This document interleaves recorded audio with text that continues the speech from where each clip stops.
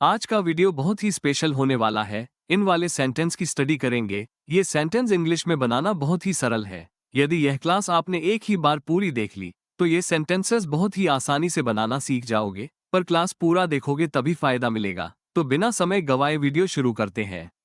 तो देखते हैं सेंटेंसेस। राम के शादी में आने की पूरी संभावना है। उसके उत्तीर्ण होने की पूरी संभावना है।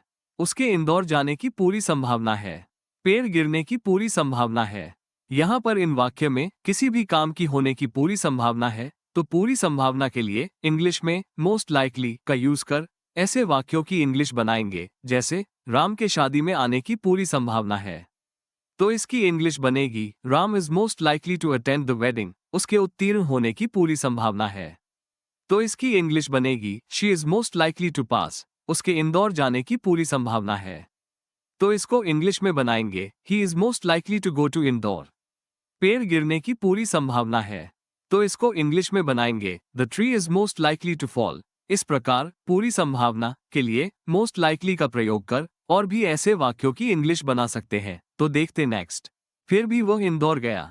फिर भी वो यहाँ रहता है। फिर भी राम यही है। फिर भी मैं खाना खाऊंगा। इन सब वाक्य में फिर भी शब्द आया है। फिर भी शब्द के लिए स्टिल या नेवरदलेस का प्रयोग कर इन वाक्यों की इंग्लिश बनाएंगे, जैसे फिर भी वह इंदौर गया। तो इंग्लिश होगी still he went to Indore. ऐसा भी बना सकते हैं nevertheless he went to Indore. फिर भी वो यहाँ रहता है। तो इंग्लिश होगी स्टिल ही लिव्स हियर। ऐसा भी बना सकते हैं नेवरदलेस ही लिव्स हियर। फिर भी राम यही है। इसको इंग्लिश में बनाएंगे स्टिल राम इज हियर। ऐसा भी बना सकते हैं नेवरदलेस राम इज हियर। फिर भी मैं खाना खाऊंगा।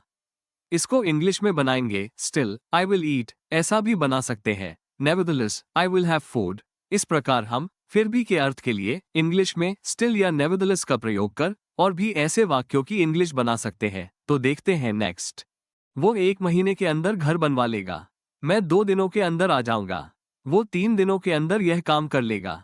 मैं 1 हफ्ते के अंदर कार चलाना सीख जाऊंगा।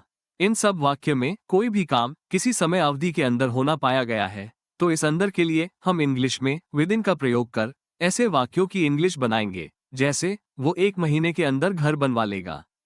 ही will get the house built within 1 month. मैं 15 मिनट के अंदर खाना खा लूंगा। I will eat food within 15 minutes. वो 2 दिनों के अंदर यह काम कर लेगा। He will complete this work within 2 days. मैं 1 हफ्ते के अंदर कार चलाना सीख जाऊंगा। I will learn to drive a car within a week. वो 5 दिनों के अंदर मर जाएगा। He will die within 5 days. तो इस प्रकार हम किसी समय अवधि के अंदर काम होने के लिए विद इन का प्रयोग कर और भी ऐसे वाक्यों की इंग्लिश बना सकते हैं। तो देखते नेक्स्ट। चीलें हमारे ऊपर मंडरा रही है। गिद्ध मृत पशु के ऊपर मंडराते हैं। आज पक्षी यहाँ क्यों मंडरा रहे हैं? गिद्धों का मंडराना खतरे से खाली नहीं है। इन चारों वाक्य में मंडराना शब्द आया है। इस मंडराना शब्द के लिए इंग्लिश में होवर का यूज करेंगे, जैसे चीलें हमारे ऊपर मंडरा रही है। तो इसकी इंग्लिश बनेगी eagles are hovering over us. गिद्ध मृत पशु के ऊपर मंडराते हैं। तो इसको इंग्लिश में बनाएंगे vultures hover over dead animals. आज पक्षी यहाँ क्यों मंडरा रहे हैं? तो इसकी इंग्लिश बनेगी why are birds hovering around here today. गिद्ध का मंडराना खतरे से खाली नहीं है। तो इसको इंग्लिश में बनाएंगे the hovering of vultures is not without danger. Ram Poonam के आजू बाजू मंडराता है। होवर को इंसानों के लिए भी यूज कर सकते हैं। इंग्लिश होगी राम होवर्स अराउंड पूनम। इस प्रकार हम मंडराना के लिए इंग्लिश में होवर का यूज कर और भी ऐसे वाक्यों की इंग्लिश बना सकते हैं। मैं 2 दिनों के अंदर दिल्ली पहुंच जाऊंगा। इस वाक्य की इंग्लिश आप कमेंट बॉक्स में बनाकर बताओगे। Please support me.